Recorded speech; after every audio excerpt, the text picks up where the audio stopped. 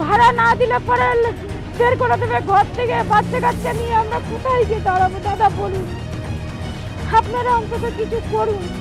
হকাররা আছে বলে দুপুরবেলা খিদে পেলে 30 টাকায় পেট ভরে ডিম ভাত পাওয়া যায়, সবজি ভাত পাওয়া যায়। যেদিন হকার থাকবে না সেদিন 5 টাকার চাল থাকবে না, 25 টাকা 30 টাকা পেট ভরা ভাতও থাকবে না। হকার যদি হকারি করে বড় লোক হয়ে থাকে তার জন্য আমরা গর্বিত। কোটি কোটি মানুষকে বলা নেই কোয়া নেই, একটা কলমের খোসায় বেকার করে দিচ্ছেন, বুলডোজার চালিয়ে দিচ্ছেন আর বলছেন আমরা মানুষের ভালোর জন্য করছি। কোন মানুষের ভালোর জন্য করছেন? হকার উচ্ছেদ আটকাতে গিয়ে বুলডোজারের সামনে যদি দাঁড়াতে গিয়ে জেলে যেতে হয়, মাথা উঁচু করে হাসতে হাসতে জেলে যাব।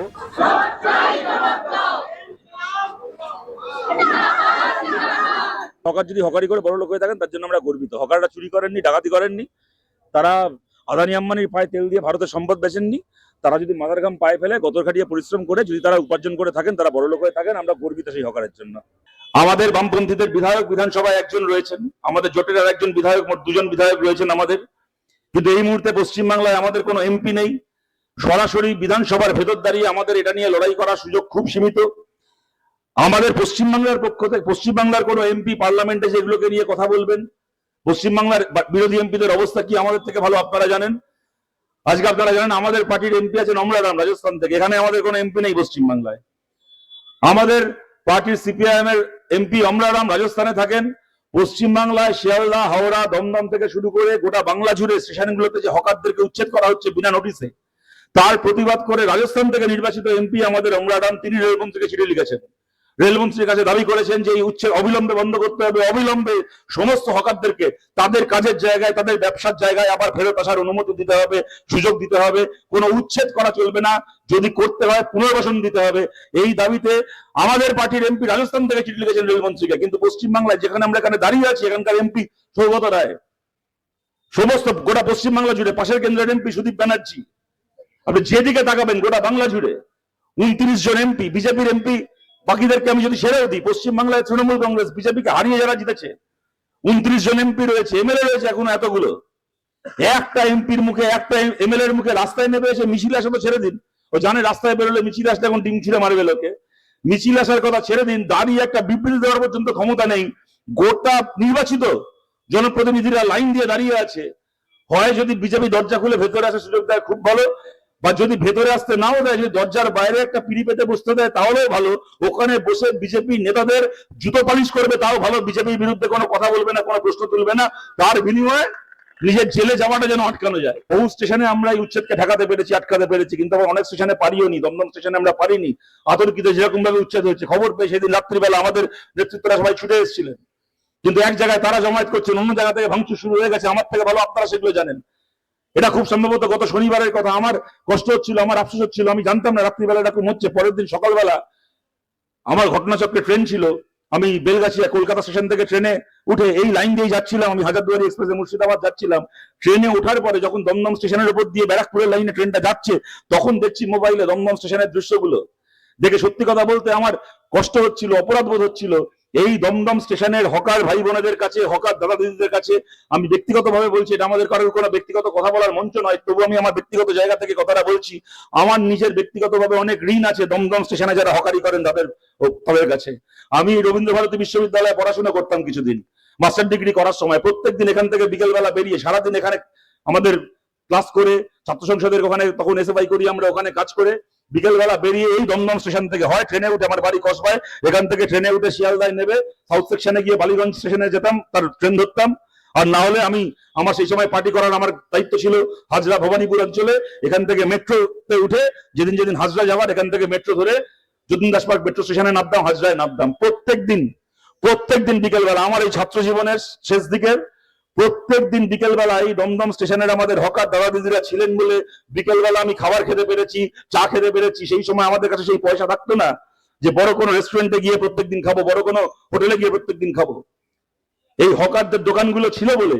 এটা আমি আমার ব্যক্তিগত জায়গার ব্যক্তিগত কথা বললাম, কিন্তু গোটা বাংলা জুড়ে প্রশ্নটা খালি এখানে যারা বিক্রি করছেন, হকারি করছেন তাদের প্রশ্ন না, যারা ক্রেতা, যারা কিনছেন, কোটি কোটি এরকম মানুষ আছেন যদি হকার শেষ হয়ে যায় তাহলে সেই মানুষগুলো শেষ হয়ে যাবেন, সেই ক্রেতারা শেষ হয়ে যাবেন।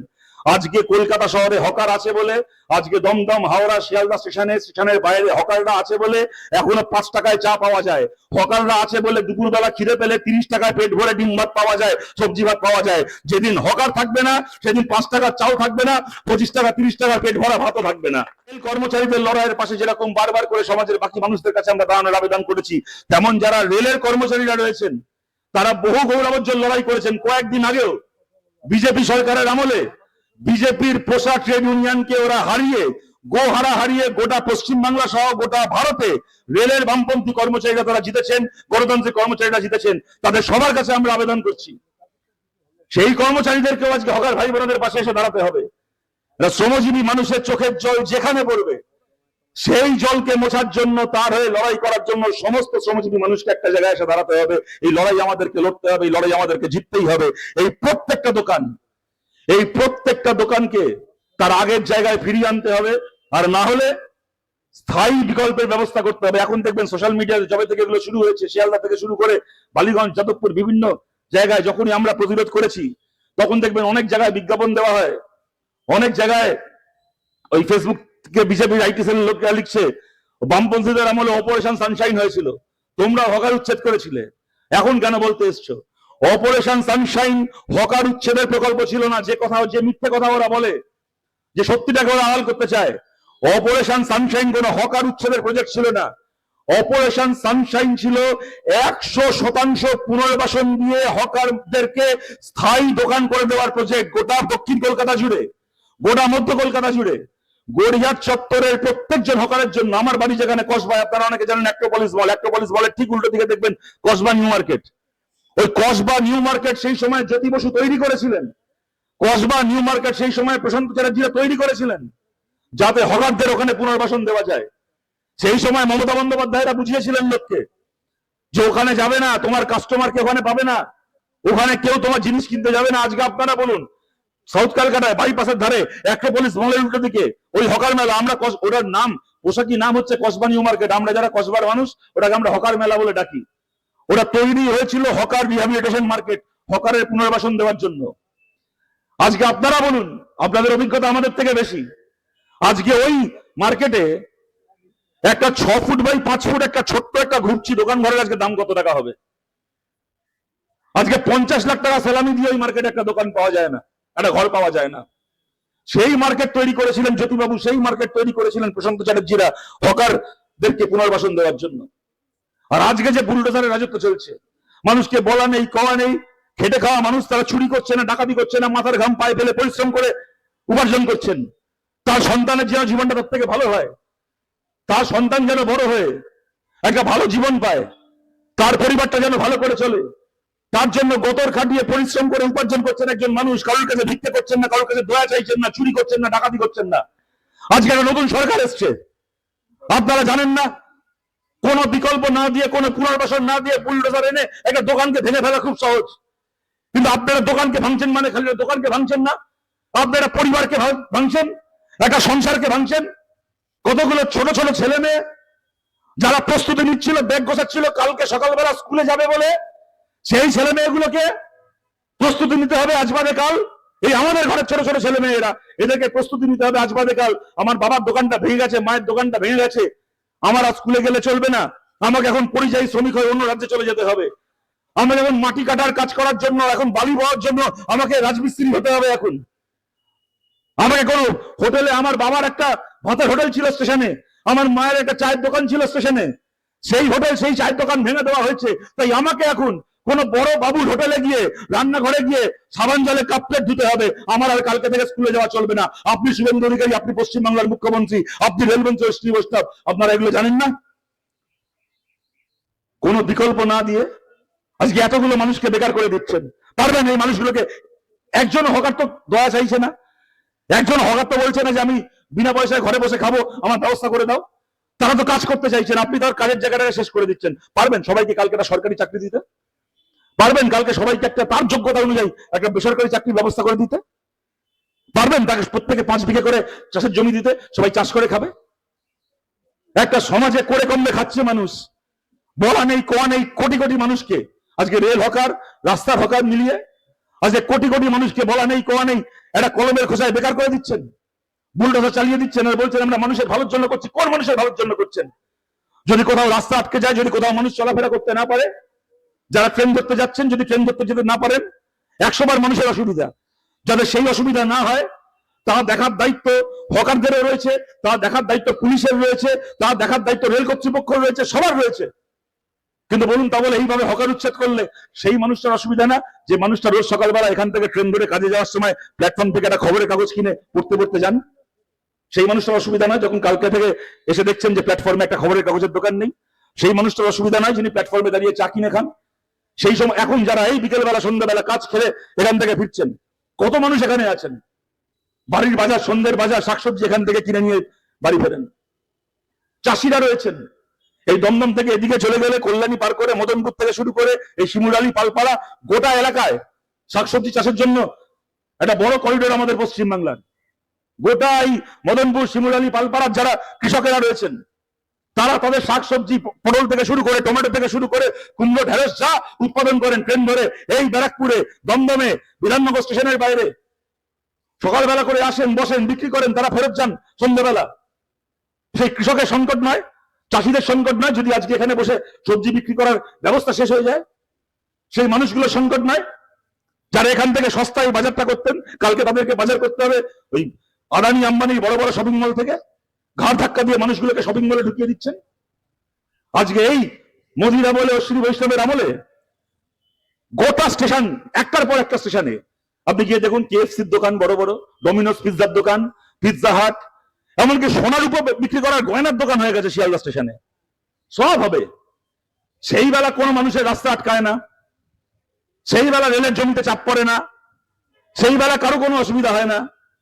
যত অসুবিধা হয় খালি গরিব মানুষ, মধ্যবিত্ত মানুষ, খেটে খাওয়া মানুষ, তারা হকারি করতে আসলে। আবার তত্ত্ব বানিয়েছে হকারদের বসছে রেলের জমিতে, রেলের সম্পত্তিতে কেন হকার বসবে? আচ্ছা, প্রধানমন্ত্রী বলতেন না 2014 সালের আগে থেকে তিনি নাকি ছোটবেলা চা আলা ছিলেন, নাকি স্টেশনে চা বিক্রি করতেন গুজরাটের বদোদরা রেল স্টেশনে? তা দমদমের স্টেশনটা রেলের সম্পত্তি, হাওড়া শিয়ালদা স্টেশন রেলের সম্পত্তি, গুজরাটের বদোদরা স্টেশনটা কি মোদির বাবার সম্পত্তি ছিল? মোদির নামে লিখে দিয়ে গেছিল, ওখানে বসে চা বিক্রি করতো। বিধানসভা ভোটের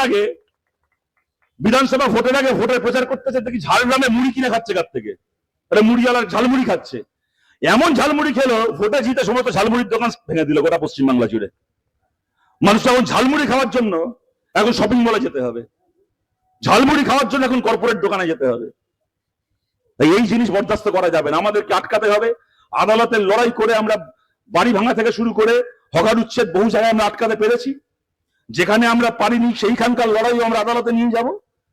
আদালতের কাছে, বিচারকদের কাছে আমরা অবিলম্বে আবেদন করছি, আপনারা এগিয়ে আসুন, আপনারা স্বতঃপ্রণোদিত হয়ে এই বিষয়টা আপনারা একটা নির্দেশ দিন, যাতে এরকম ভাবে বিনা নোটিশে, বিনা কোনো পুনর্বাসনে এতগুলো মানুষকে এরকম ভাবে যেন বেকার না করে দেওয়া হয়।